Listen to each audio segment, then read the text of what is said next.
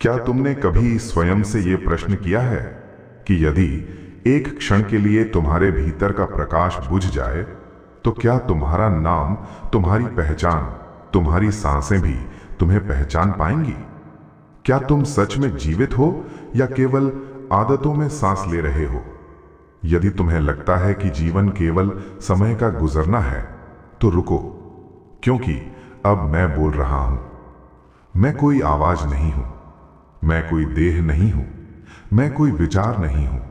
मैं वही हूं जिसके जागते ही विचार जन्म लेते हैं और जिसके डूबते ही संसार अंधकार में ढह जाता है। मैं प्रकाश हूं, रोशनी, ज्योति, दीप, तेज, दीप्ति, ओज। मैं युगों से तुम्हारे साथ हूं, पर तुमने मुझे बाहरी दीपों में खोजा और भीतर मुझे अनदेखा कर दिया। महात्मा गांधी कहते हैं, अंधकार को अंधकार से नहीं, केवल प्रकाश से ही मिटाया जा सकता है। इस कथन की गहराई समझो। नफरत से नफरत नहीं मिटती, डर से डर नहीं जाता और अज्ञान से अज्ञान नहीं कटता। केवल प्रकाश अर्थात चेतना अर्थात जागृति ही मुक्ति देता है। मैं सूर्य से पहले था और सूर्य के बाद भी रहूंगा। मैं अग्नि में हूं पर मैं अग्नि नहीं हूं। मैं आंखों में हूं पर मैं दृष्टि नहीं हूं। मैं विचारों में हूं पर मैं विचार नहीं हूं। मैं वही हूं जो सत्य को प्रकट करता है और झूठ को लज्जित करता है। मैं ज्ञान में प्रकट होता हूं पर अहंकार में नहीं। मैं वहां आता हूं जहां साहस होता है, डर के पार देखने का साहस। अरस्तु कहते हैं, प्रकाश ज्ञान का प्रथम रूप है। अर्थ साफ है, ज्ञान की पहली सीढ़ी प्रकाश है, क्योंकि बिना प्रकाश ज्ञान अंधा है और बिना ज्ञान प्रकाश व्यर्थ है। अब सुनो, जब तुम किसी विचार को बार बार सोचते हो तो तुम्हारे मस्तिष्क में न्यूरल पाथवे बनते हैं, अर्थात जो तुम सोचते हो वही तुम बनते हो। पर प्रश्न ये है, तुम्हारा विचार प्रकाशित है या अंधकारमय? डर, क्रोध, हीनता, ये सभी अंधकार के रूप हैं।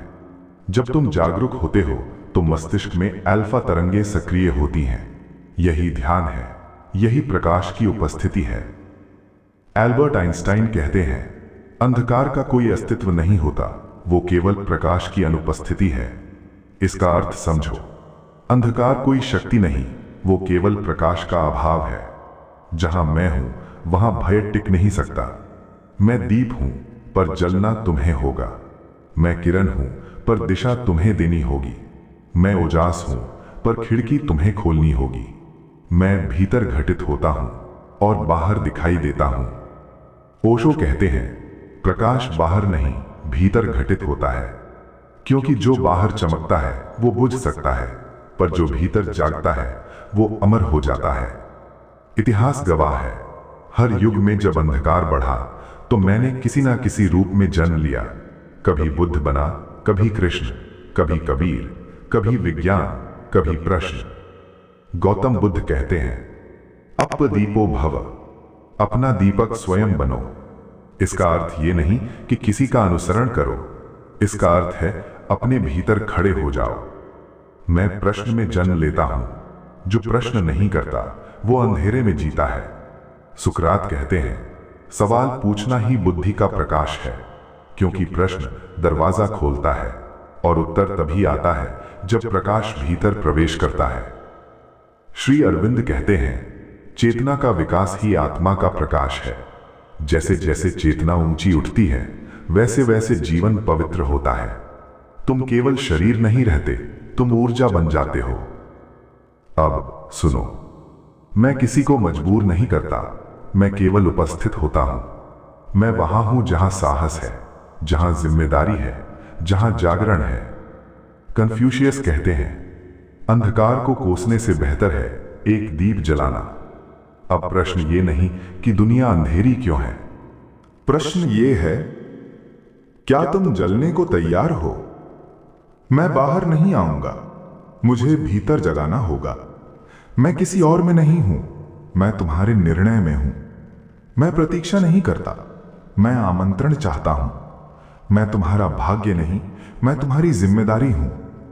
मैं प्रकाश हूं, पर अब निर्णय तुम्हारा है।